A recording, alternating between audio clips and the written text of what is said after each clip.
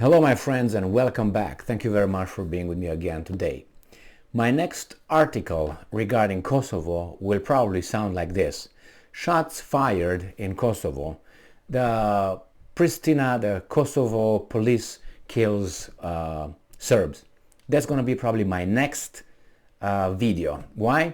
Based on the reports coming from Kosovo or from Serbia. Because we're right there. This article comes from Sputnik and it's from today, the 11th of December 2022. Kosovo police occupy dam, rip up Serbian flag, threaten locals at gunpoint as tensions surge. So what do you think is going to be next? Love and happiness? The security situation in Kosovo began deteriorating this summer after the NATO-backed separatist government in Pristina declared Serbian issued license plates void. The deployment of hundreds of ethnic Albanian police in the region's north this week escalated tensions further, prompting Belgrade to consider deploying troops to ensure order. Heavily armed Kosovo police equipped with armored vehicles stormed a dam on Lake Gazivode in northern Kosovo on Sunday, tearing down and ripping up a Serbian flag and kicking a security guard and worker measuring water levels off the premises at gunpoint. The dam, built in 1979, is the largest freshwater reservoir in the region and generates up to 35 megawatt in electricity via the hydroelectric turbines at the power plant situated at its base. Also on Sunday, residents of the nearby town of Zubin Potok gathered in front of the local municipal village to protest of the show of force by Kosovar Albanian police and their mistreatment of the local population. The Kosovar Albanian police deployment comes amid a deterioration of the security situation in Kosovo in recent days, sparked by the detention of an ethnic Serb police officer on, I'm quoting, terrorism charges after he and several of his colleagues quit Kosovo's police force in protest of Pristina's discriminatory laws. I'm pretty sure the story is more than that. It's not just, okay, I don't want to work for you guys because you're bad people. Might be more than that. I'm not saying it is, but my life experience tells me that usually it is. The arrest has prompted local Serbs to erect barricades in the region's northern areas to prevent the officer from being taken to Pristina. Over 350 members of the Pristina government's heavily armed special police forces deployed in northern Kosovo this week in response to the protests occupying the city of Kosovska Mitrovica and prompted Belgrade to consider returning 1,000 troop-strong contingent of security personnel to the region to ensure order and guard against anti-Serbs pogroms.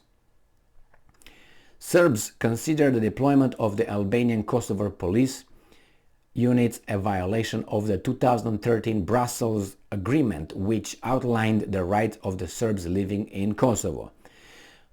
Brussels and NATO have already taken Pristina's side in the conflict with EU Foreign Affairs Chief Joseph Borrell demanding that the Kosovar Serbs take down their barricades immediately, and the Western alliance threatening to intervene using the NATO-led Kosovo force, quote-unquote, peacekeepers, if the situation gets out of hand. Serbian President Aleksandar Vučić has convened a National Security Council for Sunday evening to discuss the situation in Kosovo amid threats by the breakaways Prime Minister Albin Kurti to attack Serbs manning barricades using all available means. So these guys are gonna dismantle those. Well, we're gonna talk about that.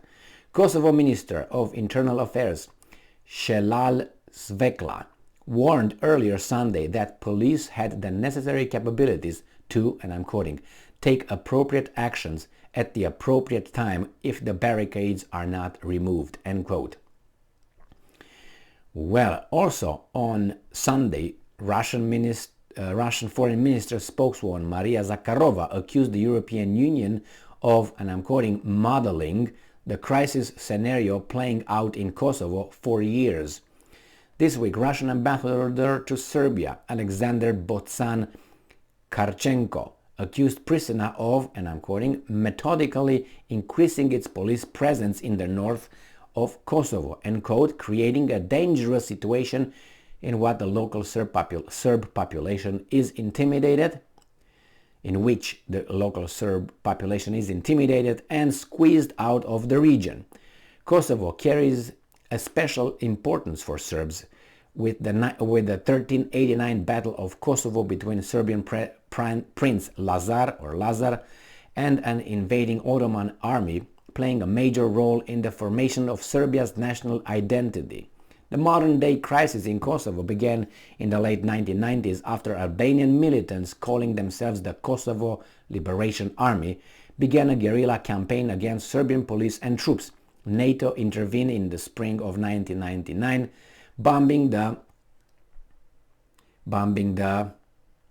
Yugoslavia for 78 straight days, and eventually doing what they did best, divide countries. But they tell us here in the United States that diversity is our strength and we should stay united, diverse as we are. But everybody else should just, in this case, yeah, the Albanians should go over there, the Serbs go over there, and we tell you what to do. Shut the fuck up. That's what it is. So now in 2008, again with Western backing, Kosovo unilaterally declared independence. Kind of like the guys in Eastern Ukraine, the Russians over there. They declared independence and then they held referenda over there, and then they said, well, we want to be part of Russia. But it doesn't work that way because it's not the main player, United States, who dictates who's who, what's what. Unfortunately for them is the other big dogs that, the United States is not eager to give part of its bone or his bone to anybody else like Russia and China. Why would they? So they try to eliminate competition. That's what it's all about in Ukraine. Now regarding these guys in Kosovo, I guarantee you things will escalate. And I told you at the beginning of this video what I will be probably reporting next time when we're gonna see each other. The thing is like this, I don't understand if that country or whatever that's recognized by give and take 100 countries in the world, I don't think is recognized as a country as United Nations and all that, doesn't recognize a certain kind of European structures and so on. If that's the case, how much jurisdiction does Pristina have over the northern part of, let's call it, their country? I mean, if you send over there police to take care of stuff, which means protect and serve, correct? Serve who? That's the problem. And protect whom? I'm talking about all the citizens of Kosovo. Then what would be the problem? But we know that's not how things work over there. So in this case, we have these guys who are just trying to prevent the Serbs getting back what they claim to be theirs, and for good reasons. It's always going to be over there a problem, and unless you get rid of all the Serbs somehow, or you brainwash the Serb population for about 8 generations, and then they will say, Kosovo, oh, that's always been Albanian. It's not. What? Serbs over there? Why would Serbia claim Kosovo? Kosovo is definitely Albanian. That's how they're going to be brainwashed. Or somehow they're going to make the Serbs leave northern Kosovo due to a certain kind of environment created that will say, well, I'm not going to stay here anymore. Why should I fuck up my life here? And I'm going somewhere else, probably to Serbia or to Western Europe or other countries. And therefore you're going to have waning away of Serbian element, destabilizing element in Kosovo. Or somehow, due to some circumstances, Serbia will bring back something that they say they never lost, which is the province of Kosovo. We'll probably want to find out pretty soon what's going to happen over there, because I know there are very many hotheads over there that will shoot one another happily. I must say, because there's so much history between the two now, exacerbated by the 1999 bombing of NATO, and things gonna now the shit is gonna hit the fan, unfortunately. But hey, that's what happens when other guys get into the neighborhood's business. People that don't even understand what's going on over there. But it's not, I mean, the United States is not intervene over there because they want to make sure that the guys are going to be okay and all that. No, they have an interest, and they got interest. We're going to have influence in that area and destabilizing that area for whenever we want. Fuck. And that's not good for those guys over there, but it's good for the United States. So I guess if you have the muscles, you do whatever you want. But that's the way life is. And we pretend that we are a law-abiding society and order and discipline, blah, blah, blah. Yeah, for us. But for them, everything is possible. Look, if you are employed somewhere and you have policies and, you have rules and regulations, how many times those policies, rules, and regulations were bent by someone with authority saying, yeah, I know I know what the policy says here, but we're going to do it like this. He has the power to do it, and they're going to do it. The same here. United States, yeah, I understand that's the United Nations, but we're going to bomb Yugoslavia anyway in 1999 with our NATO defensive alliance. For what? Something they don't understand, but they don't have to understand. They understand their own interest and act upon it. Why? And we all would do that, more or less, but we have that inside of us. I'm not trying to justify anybody. I'm just trying to point out that maybe if you say, oh, well, you see, the Americans are bad or something like this. Well, do you think if the French would have the power of America, would not do the same thing? I'm pretty sure would be a little variation. And the same with Russia or China, because I have a lot of friends that tell me, hey, no, China, no. Like China is somehow not human or something. Or can you point anything that China did that? Yeah, I can point the big leap. And that would be enough to tell you how great the Chinese people took care of their people with a big leap. The